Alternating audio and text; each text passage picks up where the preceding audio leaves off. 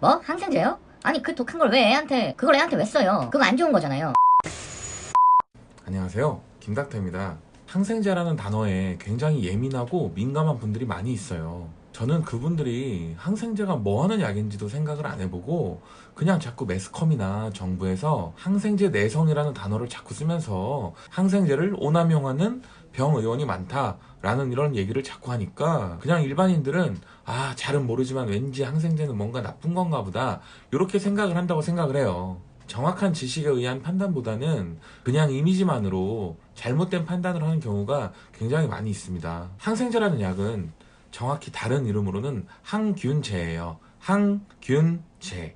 말 그대로 세균과 싸워서 세균을 죽이는 약이에요. 우리가 흔히 접할 수 있는 감기나 인플루엔자 같은 감염성 질환은 세균 감염이 아니에요. 바이러스 감염에 의한 거죠. 아데노바이러스나 리노바이러스 같은 감기 바이러스가 여러 종류가 있고, 인플루엔자 바이러스 같은 우리가 보통 독감이라고 얘기하죠. 매년 예방접종을 하고 있고, 그 독감 바이러스가 있습니다. 이 바이러스 감염은 세균 감염이 아니기 때문에 항생제를 쓴다고 해서 이 바이러스가 죽지 않아요. 세균과 바이러스가 대충 뭐 비슷한 거라고 생각하는 분들이 많이 있던데, 세균하고 바이러스는 엄연히 다른 겁니다. 완전히 다른 거예요. 예를 들어 인플루엔자 바이러스 감염을 치료할 때는 우리가 항생제를 보통 쓰지 않고 타미플루나 페라미플루 주사 같은 항바이러스 제제를 쓰죠. 대상포진 같은 감염성 질환에도 바이러스 감염이기 때문에 항바이러스제를 쓰지 항생제를 쓰진 않아요. 엄밀히 말하면 단순 감기인데도 그냥 무조건 항생제를 쓰는 것은 항생제 남용이 맞다고 할 수도 있습니다.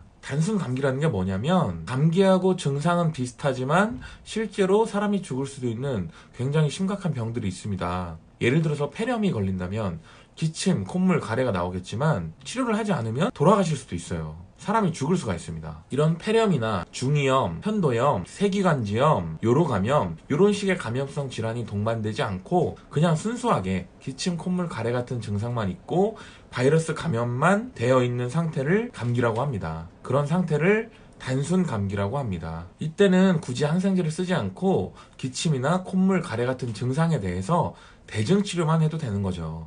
대증치료가 뭔지는 바로 이전 영상에서 제가 설명을 했습니다. 하지만 여러분, 감기는 만병의 근원이다, 이런 말이 있죠.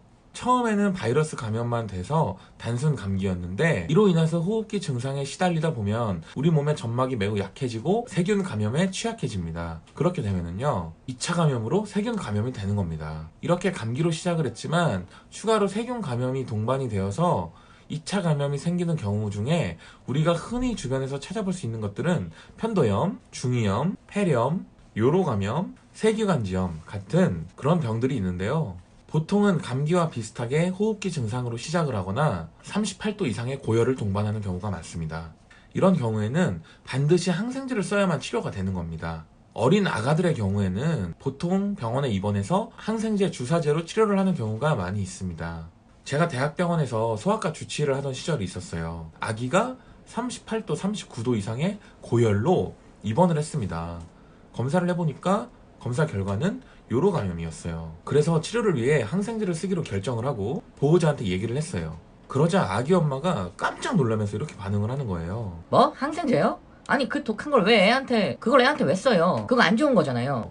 요렇게 엄청 신경질적으로 반응을 하는 겁니다. 솔직히 환자들을 상대해보면 아기 엄마들 중에 이런 식의 반응을 보이는 경우가 적어도 10명 중에 6, 7명 이상은 되는 것 같아요. 저는 이게 맘카페의 잘못된 폐해라고 생각을 합니다. 좋은 정보도 많이 얻을 수 있지만 이렇게 왜곡된 정보들도 많이 있어요. 제가 이제 그분을 설득하기 위해 어떻게 설명을 했냐면요, 아니 왜 이렇게 놀라시는 거예요, 어머니? 세균 감염이기 때문에 이걸 치료하려면 당연히 항생제를 써야 되는 겁니다. 그리고 절대로 독하지 않아요. 보통 약이 독하다는 건 간장이나 신장에 크게 부담이 되는 거예요. 간독성, 신독성이 있다는 의미입니다. 근데 이게 무슨 항암제도 아니지 않습니까? 항생제지.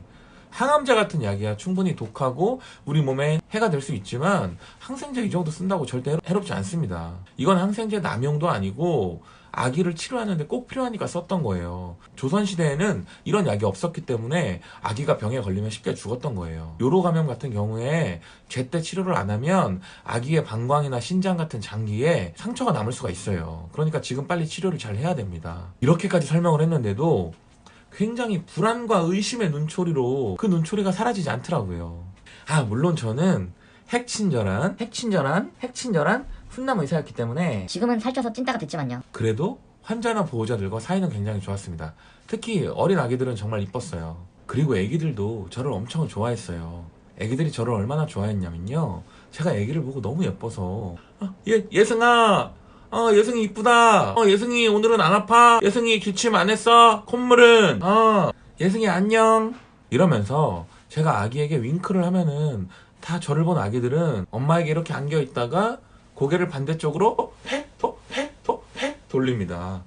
어떤 아기는 제 윙크를 보고 얼마나 감동했는지 막 울어요. 절 너무 좋아해서 부끄러운가 봐요. 어쨌든 그랬다는 거예요. 자, 여기까지 들으셨으면 항생제가 얼마나 중요한 약인지 여러분 잘 아시겠죠? 항생제 치료가 필요할 때는 꼭 정해진 기간을 지켜서 잘 써야만 병이 낫습니다.